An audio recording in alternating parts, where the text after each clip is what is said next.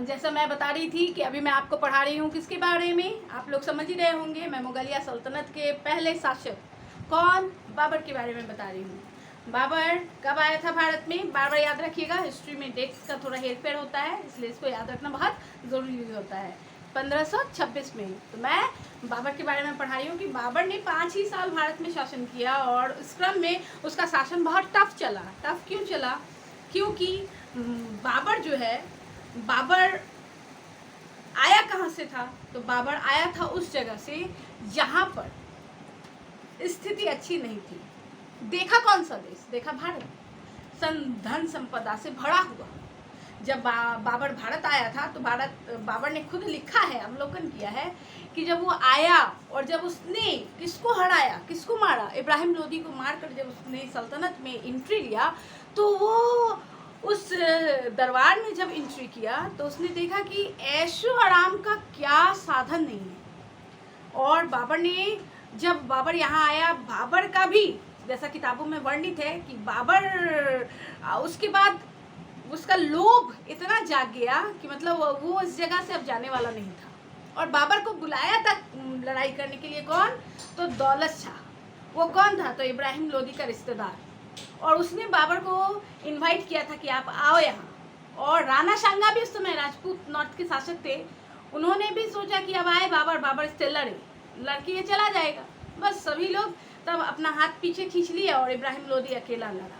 तो जब भारत में बाबर आया, बाबर यहाँ का धन संपत्ति, खूबसूरती, भारत बहुत खूबसूरत देश है, यहाँ के लोग काफ़ी खूबसूरत हैं, तो भारत में उसकी आसक्ति बढ़ गई और भारत की तरफ उसका रुझान बढ़ गया। इसलिए वो भारत में रहने के लिए हर तरह की समस्याओं का समाधान खुद अपने स्तर से करने लगा। इसी क्रम में बाबर ने यहाँ पर कितनी लड़ाइयाँ लड़ी? तो मैंने बताया कि बाबर ने यहाँ पर 4 लड़ाइयाँ लड़ी है। उसका यहाँ डेट्स है, मैं डेट्स के साथ बता रही हूँ।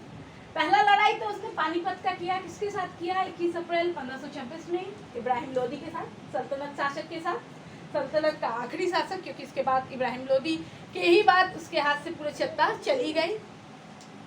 दूसरा लड़ाई हुआ खनवा का युद्ध हुआ। किसके साथ हुआ? राणा सांगा के साथ। ये कब हुआ? 1527 में। राणा सांगा और बाबर मुगल कालीन और सल्तनत कालीन शासकों को सब समय अगर लोहा लेना पड़ता था तो राजपूतों से लेना पड़ता था। और यही कारण है कि इनके साथ उनका बहुत ज़्यादा लड़ाई भी होता था। राजपूत शासक चाहते तो सल्तनत के समय ही जब पृथ्वीराज चौहान को हराया, मारा गया, उसी समय अगर सारा भारत का शासक एक हो जाता तो आज शायद भारत की रूपरेखा कुछ और होती, लेकिन ऐसा हुआ नहीं। हम लोग मदद नहीं किए, शुरू से ही हम हाथ पीछे के खींच के रखे, जिसके कारण क्या हुआ? भारत टुकड़ों में बढ़ता चला गया।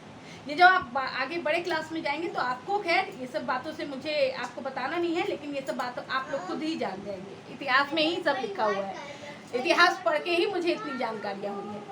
तो यहाँ पर उस देखिएगा, राणा सांगा से भी इसकी लड़ाई हुई और समय भी राणा सांगा को इसके रिश्तेदार और शासकों ने मदद नहीं किया तो वो हार गया। किसे हार गया? बाबर से। उसके बाद तीसरा लड़ाई हुआ चंदेरी का युद्ध 1526 में। किसके साथ हुआ? तो मेदिनी राय कौन था उस समय? बुंदेलखंड का शासक था। मेदिनी राय भी हिंदू शासक था, लेकिन उसको भी किसी शासकों ने मदद नहीं की। उसके बाद चौथा लड़ाई हुआ घाघरा का, जो हुआ 1529 में। बाबर और किसके बीच हुआ? तो महमूद लोदी, अफगानी शासक। यानी आप देख लीजिए, भारत पर सत्ता स्थापित करने के बाद भी बाबर को आराम नहीं मिला। वो दूरदर्शी था, वो सोच रखा था कि भारत में रहेंगे, अब आराम से जीवन यापन करेंगे, लेकिन ऐसा कुछ नहीं हुआ और वो 1530 में मारा गया। लेकिन उसने अपने जीवन रहते रहते ही अपने पुत्र हुमायूं को अपना शासक बना दिया था। तो इतना बात तो अभी क्लियर हो गया। और अब मैं नेक्स्ट जो वीडियो बनाऊंगी उसमें मैं बता दूंगी कि कितने कौन से शासक किस ईस्वी में भारत में मुगल काल के हुए थे। देखते रहिए ध्यान से, क्योंकि देखना बहुत ज़रूरी है, अपने इतिहास को जानना बहुत ज़रूरी है। अगर हम अपने इतिहास को अच्छे से नहीं जानेंगे तो हम अपना वर्तमान और भविष्य भी बेहतर नहीं बनाएंगे। इसीलिए इतिहास पढ़ना चाहिए। और ऐसे हर कॉम्पिटिटिव एग्जाम में इतिहास से सबसे ज़्यादा क्वेश्चंस रहते हैं, ये आप लोग ध्यान देते होंगे। क्यों? क्योंकि क्योंकि हम जहाँ के नागरिक हैं, हमको उस देश के बारे में, उसकी राजनीतिक, उसकी भौगोलिक, उसकी आर्थिक, उसकी सामाजिक, उसकी हर परिदृश्य पृष्ठभूमि को जानकारी में रखना बहुत ज़रूरी होता है। इसीलिए भी इतिहास पढ़िए, बहुत ज़रूरी।